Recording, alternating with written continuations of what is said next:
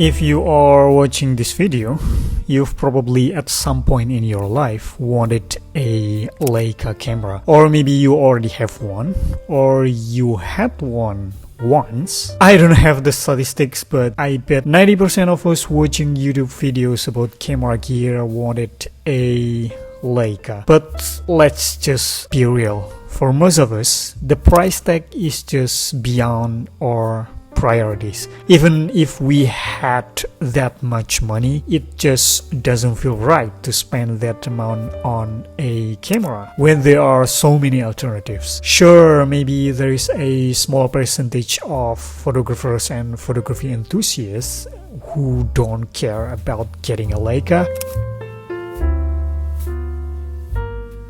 I want a Leica.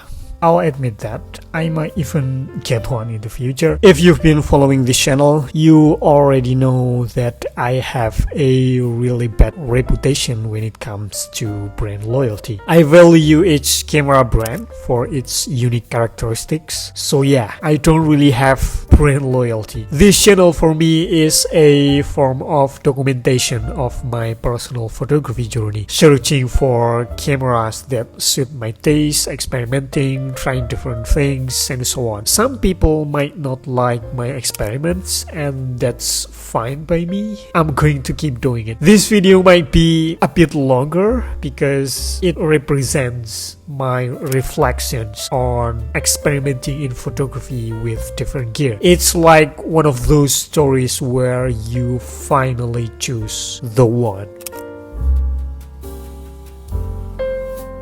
This is the Pentax K1, and yes, this is my way of saying I'm not ready to spend that much money on a Leica M camera, so I got this one instead. This Pentax K1 is personally my Leica. I say personally because it's personal, and I welcome you to disagree. After long research, contemplations, and considerations, I decided that this is my best personal alternative to the Leica M camera.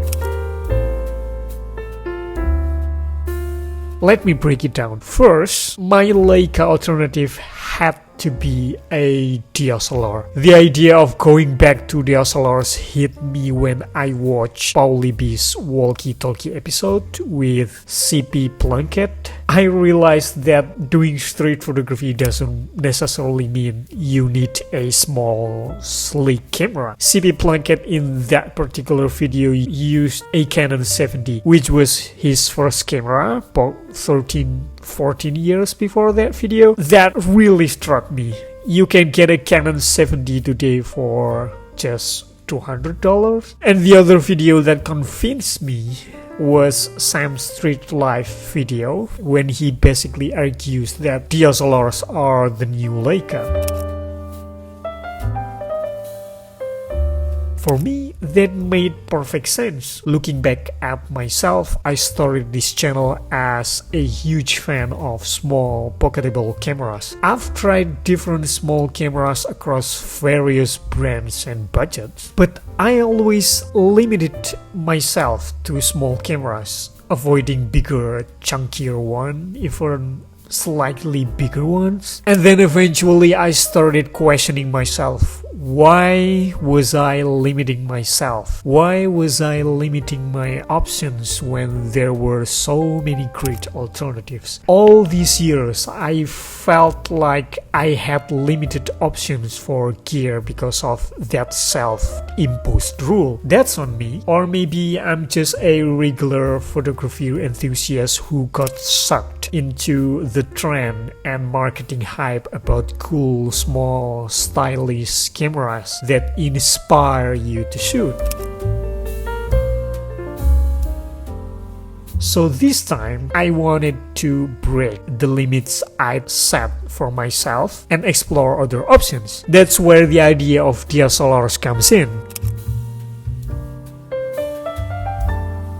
why a DSLR? The answer is simple. I love manual lenses, especially vintage ones. They are cheap, and as a budget-conscious guy, that's a perfect match for me. From my experience, using manual lenses on mirrorless cameras isn't as fun. Sure, you have focus peaking and all, but I want to see my actual subject. Leica M cameras do that. The rangefinder doesn't look directly through the lens, but uses a rangefinder patch. My Zorky 4 has that, and I want that experience when using vintage lenses. Now, you might suggest that the Fujifilm X Pro series as a good budget alternative for Leica M cameras. I consider that, but from what I understand, the X Pro series isn't a true rangefinder. It has an optical viewfinder, but no actual rangefinder patch. Instead, you focus using a small EVF in the corner of the OVF when using manual lenses. That works for many people, but not for me. If I really wanted a rangefinder style camera, not a real rangefinder, I'd go for the XC4 and go full EVF and forget about manual lenses. I'll just use autofocus lenses. Another thing about adapting vintage lenses to mirrorless cameras, it's kind of awkward, I guess. The main reason to choose a mirrorless camera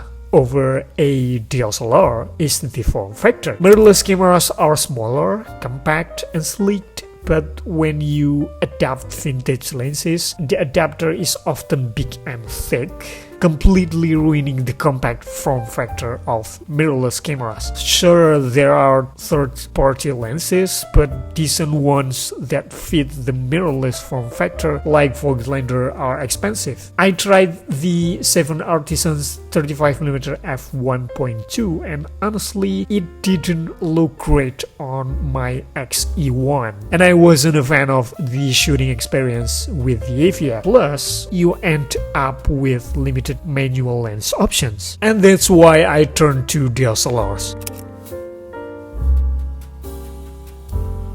For all this time, I think we've taken the Pentax OVF for granted. I'm pretty sure that in the coming decades, when camera manufacturers stop making DSLRs, except Pentax, people will miss the OVF. Sure, it has its downsides. You don't see exactly what you are getting in your image since you are looking directly through the lens, not a digital screen. But that's exactly what Leica M cameras do. You still have a live view options anyway. For me though, since the day I got the Pentax K1, I've shot 99% of the time with the OVF. It's just fun using manual lenses with this camera and OVF. Again, it's all personal. If your version of a Leica is a mirrorless camera, that's okay too. I love mirrorless cameras, I just use them differently. And the next question is, why Pentax? For me, it's just because of the brand itself. Look, I didn't have the privilege of experimenting with photography from an early age. I did love and develop my interest in photography back in college, but I just didn't have the budget. Photography wasn't my priority back then until fairly recently. For the last 2 years, I've finally had the time and money to enjoy my long-lost hobby. Pentax, as a camera brand here in Indonesia, is not a common name among photographers and photography enthusiasts. Everyone I know who loves photography always use Canon, Nikon, Sony, Fujifilm, Olympus, or Lumix. Even when I decided to go for the Pentax K1, there were barely any used Pentax K1 cameras listed in the marketplace. I found only 3 listings, and this one that I finally got was the one in the best conditions. Pentax cameras are generally not as popular as Canon, Nikon, Fujifilm or other brands on YouTube, but when it comes to vintage lenses, you can count on the community. You have these Pentax vintage lens databases with reviews from users. It's just so much easier to decide which lenses you want to try and what people say about them. And obviously these vintage lenses are Pentax K-mount lenses. Again, it's like a match made in heaven for me.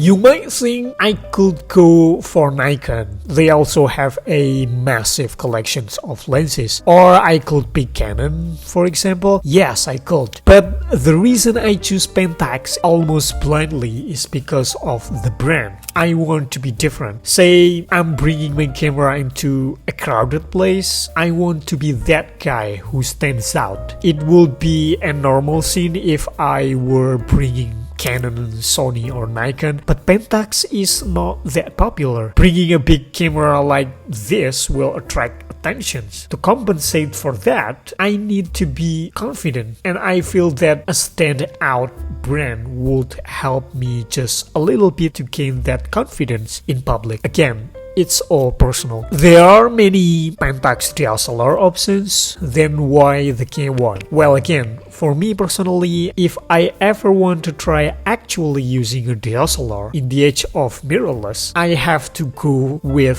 full frame. I want to get the full experience of a DSLR. I don't want to deal with the crop factor for my lenses, so yes, it has to be full frame. My initial target wasn't Pentax at all. Initially, I was seriously considering getting a Nikon DF. I was looking for a DSLR that would really inspire me to shoot. The Nikon DF seemed like a good candidate, especially with that classic look. But for the price you pay for a Nikon DF, you get less compared to other DSLRs in that price range. I wanted to get the best value for money, and that's where Pentax comes in.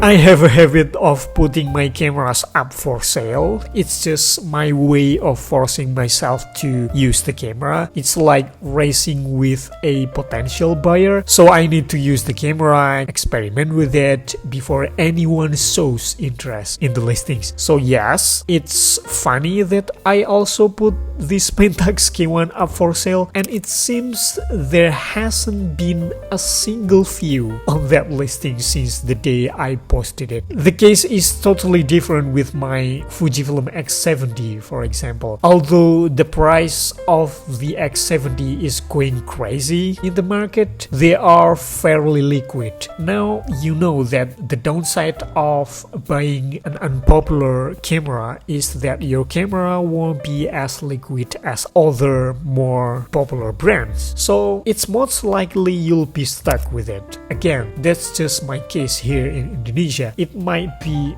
different where you are.